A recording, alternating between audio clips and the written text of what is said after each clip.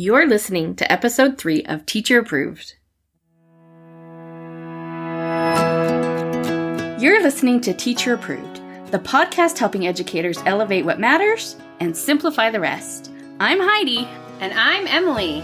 We're the creators behind Second Story Window, where we give research-based and teacher-approved strategies that make teaching less stressful and more effective.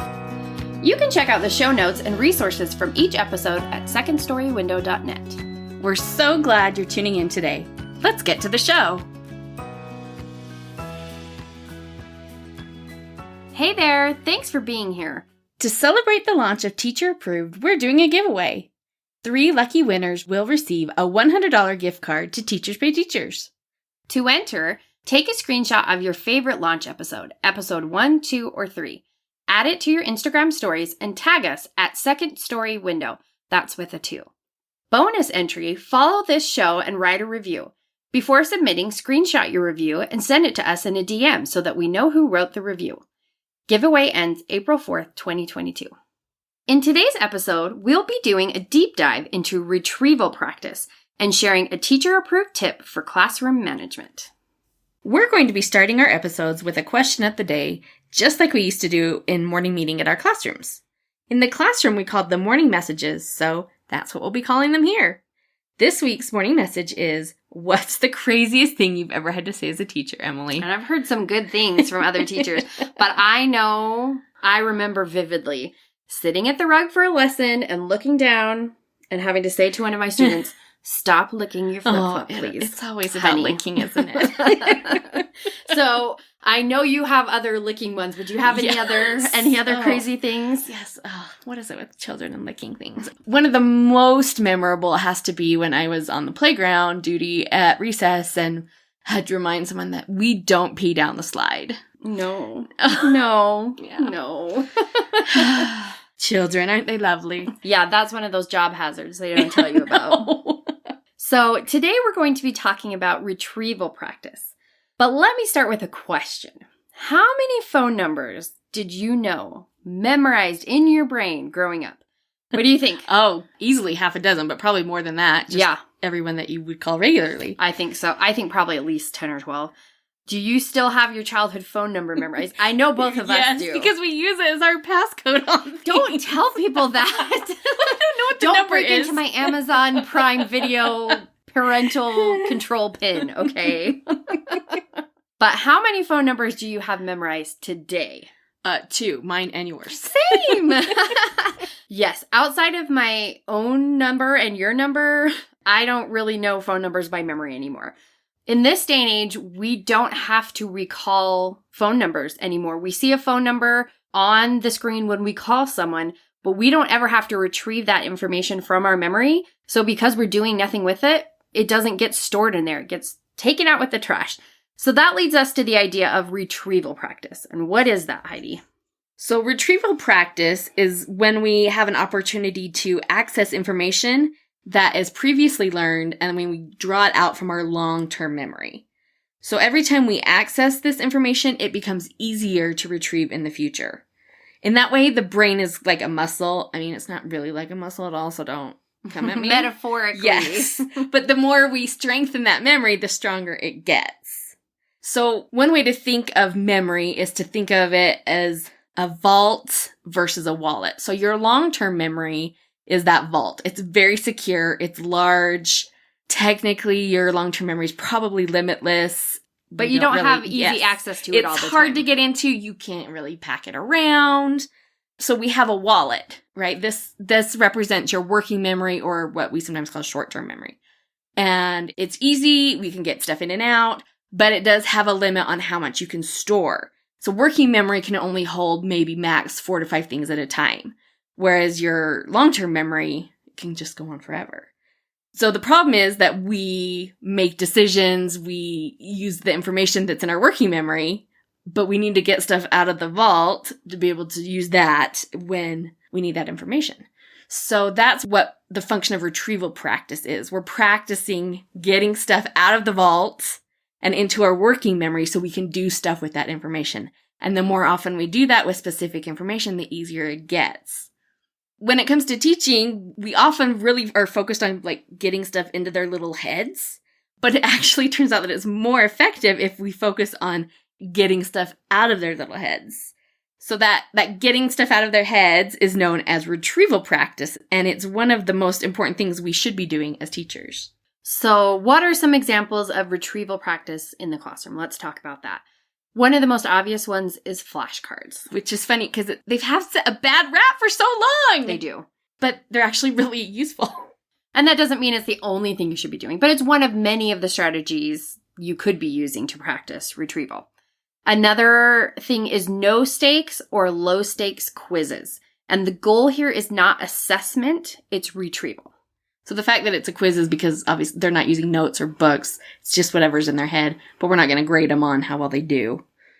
Another example is worksheets, which again sometimes get a bad rap, but they are not all created equal. They do have a place. Yes, and especially ones that require more thought in the questions are going to be more powerful in practicing retrieving that information. Another option is think, pair, share. So that's when you give them a question to think about, about the first president or something, and you give them a minute to think, right? So they're accessing that vault, and then you pair them up to talk about what they both thought of, and then you can have a class discussion about it. But it's that think time that's so key to the success of this activity. And then there's exit tickets, which I think most teachers are familiar with, but it's basically giving the kids an opportunity to answer a question, write out something in a prompt before they leave at the end of the day. And partially, it's a great assessment tool to just kind of see where they're at. But more than that, it's giving them that retrieval practice again before they head out the door. And then there's brain dumps or free recall, where you can just be like, okay, write down everything you know about the phases of the moon. And then they're just getting that practice of pulling stuff related to that information out of their brains. Because it's, again, the more often you can access it, the easier you can access it in the future. And then there's closed book, closed note summaries of the day's learning, which maybe in place of an exit ticket, you might want to do this at the end of the day. Yeah, anything like, what were your takeaways from this, or anything to summarize what the lesson was just about. So how can we move from reviewing information to retrieving information, Heidi? I think, yes, as teachers, I think we spend a lot of time like, how are we going to review this? When really we should be asking ourselves, how can we help our students retrieve that? So any activity that requires students to access information without the support of notes or a book, that is going to be beneficial in helping their long-term memory of the information. Even a pretest can be useful because it's priming the brain about what they're going to need to know. So think about it in terms of, let's say you've done a unit on parts of the cell and the kids are going to have to be able to recall this on a test. So you give them a blank cell. Normally you would have them label it with the help of a book, but without the book, they're really having to think about like what they know, what parts are connected, how does this line up with this? So they're having to really apply that information in ways that they wouldn't have to if they were just copying. Because I think for a long time, we just assumed that like rereading the information in the textbook or reviewing our notes was helping us learn them. And seeing the information again can be useful, but it isn't the most beneficial. We have to be able to do something with that information. And I think that's why things like practice tests are really so effective for learning, because you're having to retrieve the information. And then afterwards, you can get feedback too on what you did wrong, which is a really powerful tool for helping extend understanding. Yeah, right where the holes are, right where you were struggling. And you have that increased momentum to be like, okay, well, what was that? Where did I go wrong? It really boosts the learning in ways that other types of activities can't. Right. Hopefully this will help you understand why we talk so much about retrieval practice and why you're going to hear more about it in the future from us, and how it helps students really internalize what they're learning. And we'll be sharing lots of different ways that you can apply this in your own classrooms and for your own students. Right. Now let's talk about this week's teacher-approved tip. Each week, we're going to leave you with a small actionable tip that you can apply in your classroom today. This week's teacher-approved tip is Don't ask questions that don't need asking. I think we have all walked into this trap, especially as new teachers. And been like, okay, everybody take out your books, okay? And then they say no. Mm-hmm. Because it should not have been a question. Do you have any examples of this, Emily? Well, now that we're talking about it, I actually have seen this in other teaching examples, not just in the classroom. I actually observed it at church when this sweet 18-year-old girl was leading the singing time with the young children. And she just kept walking into it over and over where it was like, okay, should we sing that again? No. And then she would just turn around and do it again. And she was so unconscious of what she was doing and a little flustered every time they said no. I think she just assumed they would cheer back, yes! And that's why we're asking it, because that is the response we're hoping for. Because that is very reassuring to say something and have this cheer of approval from your students.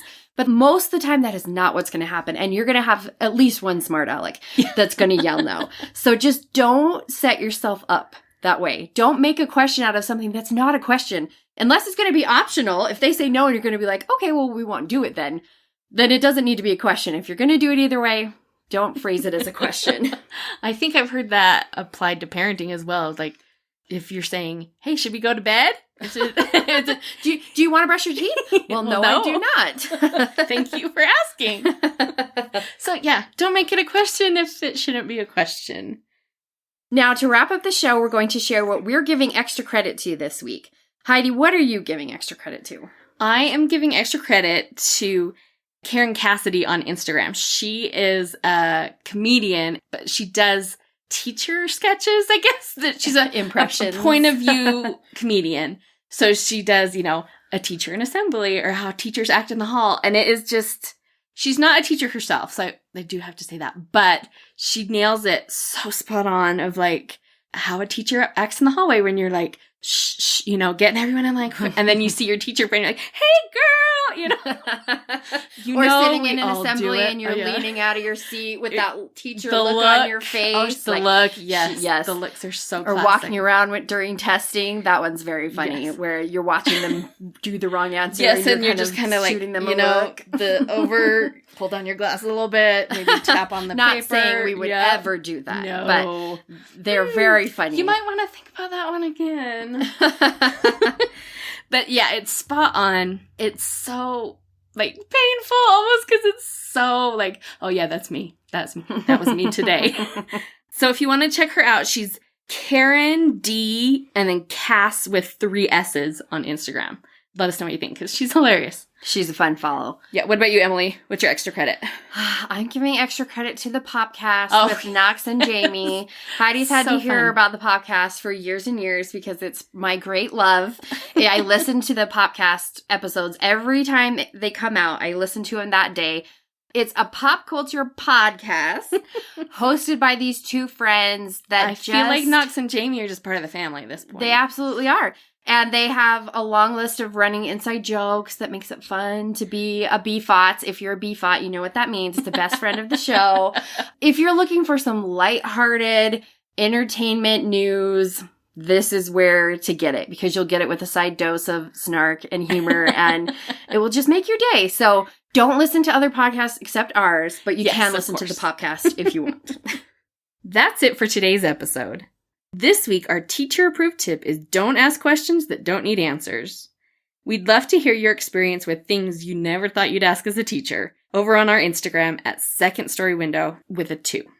Thank you for listening. If you like this episode, please share with a teacher friend. See you next week. Bye! We hope you enjoyed this episode of Teacher Approved. I'm Heidi. And I'm Emily. Thank you for listening. Be sure to follow or subscribe in your podcast app so that you never miss an episode.